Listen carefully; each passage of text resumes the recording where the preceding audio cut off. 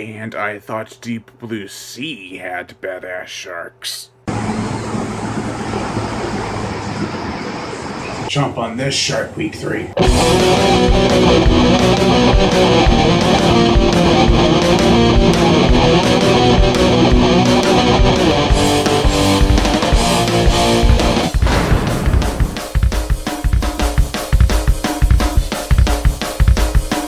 The Shallows.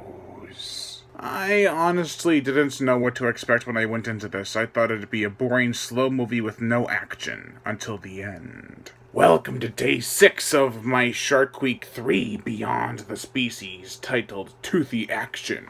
Let us begin. The plot! Nancy, played by Blake Lively, is trying to have free time and be lively.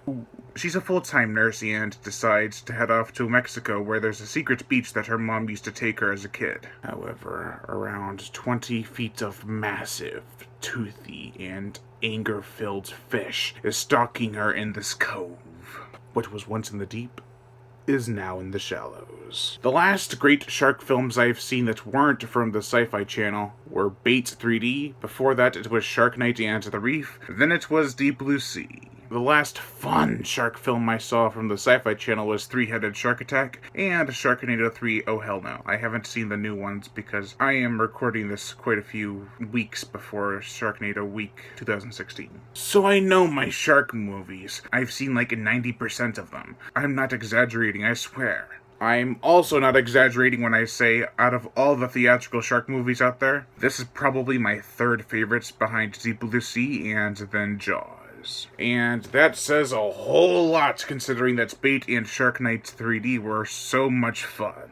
This PG-13 film about a woman being stuck on a rock for 75% of the movie is surprisingly engaging and action-packed. This film is beautiful. The underwater shots are breathtaking, and the shots of just the clear open blue are mesmerizing. The characters don't really fade into the background of color, though. If anything, the colors fade into a darker tint the second she enters the water before the big shark reveal. I never even heard of Blake Lively until this movie, and I gotta say, she did great. They established that she's a nurse, so there's that believability when she's talking to herself to calm her down and stitch up her wounds from the shark attack. Speaking of the shark, this has to be the most realistic CG shark I've ever seen in a horror film.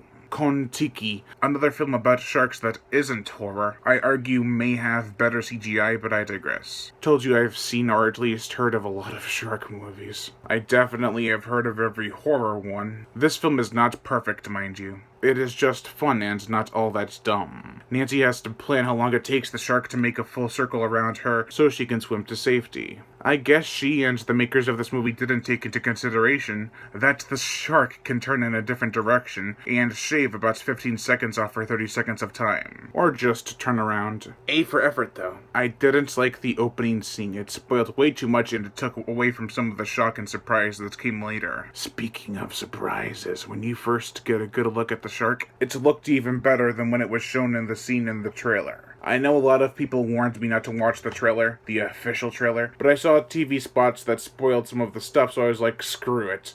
Thing is, I forgot to record my reaction. The ending to this movie is perfect. I was wondering throughout all of my anticipation for this movie on how the resolution of the movie would play out. I was so surprised and happy. There are some terrifying shots with the shark, like it's rising from the depths. I saw things in this movie that were already established fears of mine. Well done. The gore! There's a lot of bloody water. However, some of the blood looked a tad fake, like it was just sitting there in the current. There's also a shocking scene where a man is torn in two, and we don't see it until afterwards. However, the expression on Blake Lively's face has fear that is all too real. The musical score, a lot of people are complaining about the soundtrack. It didn't really bother me. I do wish the overall score was more impactful, deep, and terrifying, but it worked well enough and didn't bother me. This film cost $17 million to make, and they used every penny of it. Surprisingly, its opening weekend it's made about 17 million, so I think The Shallows 2 is more possible than Osei's Shark Night 2. Hell, this deserves a franchise. Come on. I mean, we still haven't gotten a sequel to Deep Blue Sea. I can see The Shallows 2 featuring some other poor soul trapped on a piece of driftwood or is in a shark cage that is detached from the boat. Oh wait, that one is already happening. Point is, this plot device of being stranded somewhere with a shark in the water, must be a shark, has a lot of potential. And if you do make a sequel, make it rated R. As for this movie, it is action-packed, engaging, and scary.